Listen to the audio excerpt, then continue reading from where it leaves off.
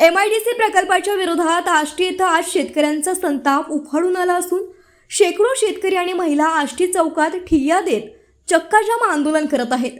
या आंदोलनामुळे प्रमुख मार्गावरील वाहतूक पूर्णपणे विस्कळीत झाली असून दोन्ही बाजूंना वाहनांच्या लांबच लांब रांगा लागल्या आहेत। चौकात तणावपूर्ण वातावरण निर्माण झालं असून परिसरात मोठ्या प्रमाणात पोलीस बंदोबस्त तैनात करण्यात आला आहे। 13 गावांतील शेतकरी मोठ्या संख्येनं या आंदोलनात सहभागी झाले असून MIDC साठी होणाऱ्या जमीन संपादनाला तीव्र विरोध दर्शवित आहेत। आंदोलकांनी प्रशासनाकडे आपल्या मागण्या वारंवार मांडूनही ठोस भूमिका घेतली जात नसल्याचा आरोप करत संताप व्यक्त केला। शेतकऱ्यांनी घोषणाबाजी करत न्याय मिळेपर्यंत आंदोलन अधिक तीव्र करण्याचा इशारा दिला आहे। जोपर्यंत आमच्या मागण्यांवर स्पष्ट निर्णय होत नाही तोपर्यंत आंदोलन मागे घेणार नाही अशी ठाम भूमिका आंदोलक शेतकऱ्यांनी जाहीर केली। त्यामुळे आष्टीतील हे आंदोलन अधिक व्यापक होण्याची चिन्हे दिसत असून प्रशासन आणि आंदोलन यांच्यातील पुढील चर्चेकडे संपूर्ण परिसराचं लक्ष लागलं आहे। नमस्कार, आपण आहोत आता आष्टीमध्ये गडचिरोली जिल्ह्यातील आष्टी या गावामध्ये आहोत आणि हा खरं तर मोठा चौक आहे। माझ्या अगदी डाव्या बाजूला आलापल्लीकडे जाणारा मार्ग आहे आणि चंद्रपूर जिल्ह्याकडून येणारा सुद्धा मार्ग आहे। इथे चामोर्शी गडचिरोली रोड माझ्या पाठीमागे बघतायत। इथे सगळी महिला, शेतकरी, पुरुष या संपूर्ण चौकामध्ये बसताना आपण नक्कीच पाहत आहोत। खरं तर MIDC अधिग्रहण च्या विरोधामध्ये हे जे आंदोलन आहे, ही आंदोलन आहे। काही शेतकरी आपल्या सोबत आहेत। लोकराज्याची संपूर्ण टीम इथे आलेली आहे। आपण त्यांच्याकडनं खरं तर जाणून घेणार आहोत नेमकं काय झालंय।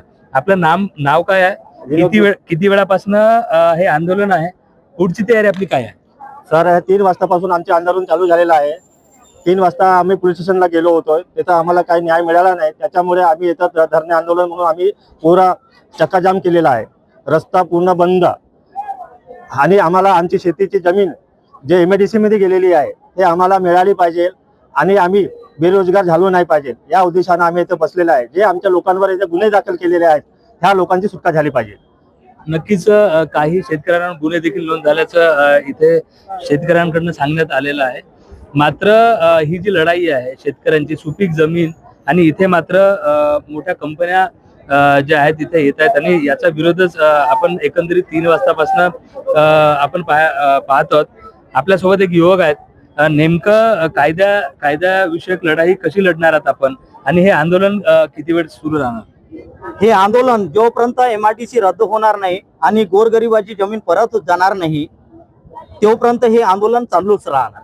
काही शासनाकडे एक शेतकरी म्हणून आपल्या काही या व्यतिरिक्त मागण्या आहेत की अजिबात इथे उद्योग आला नाही पाहिजे, ही ठाम भूमिका शेतकऱ्यांची आहे? अजिबातच इथं उद्योग काही आलं पाहिजे नाही। आता यांनी सांगितल्याप्रमाणे काही लोकांवर गुन्हे देखील नोंद झालेले आहेत। खरं तर नॅशनल हायवे आहे आणि गेल्या अनेक तासापासून हा सगळा हायवे आपण रोखून धरलेला आहे। आता पुढची लढाई ही जोपर्यंत पत्रक किंवा बातचीत इथून थांबणार आहे की हे लढाई अशी सुरू असणार नाही, इथं थांबणारच आहे। जोपर्यंत आपल्याला न्याय मिळत नाही तोपर्यंत इथं थांबणारच। नेमकं MIDC साठी किती गावांची जे हेक्टर जमीन आहे किती MIDC साठी अधिकृत करण्यासाठी काही विशेष आदेश निघालेले आहेत किंवा कशी प्रशासनाची भूमिका आहे? पोलिसांकडनं काय आपल्याला इथे किंवा अनेक महिला देखील दिसत आहेत, इथं जीवनाची सोय असेल किंवा महिलांची, पुरुषांची आहे। शेतकरी जवळजवळ 13 गावचे शेतकरी इथे आल्याचं स्पष्ट होत आहे। याकडे एकंदरीत आंदोलक म्हणून कशी भूमिका असणार? याकडे म्हणजे इथं जे जमलेले जे लोक आहेत ते 13 गावची जे सर्कल आहेत, 13 गावची सर्कलचे लोक याच्यासाठी जमलेले आहेत का आपली गोरगरिबाची जमीन गेली नाही पाहिजे आणि आमची जमीन गेल्यानंतर आम्ही खाऊ का, आमची मुलं खाईल का, याचं प्रश्न करासाठी इथं प्रश्नाचं उत्तर मिळालं पाहिजे, त्याच्यासाठी इथं लोक जमलेले आहेत।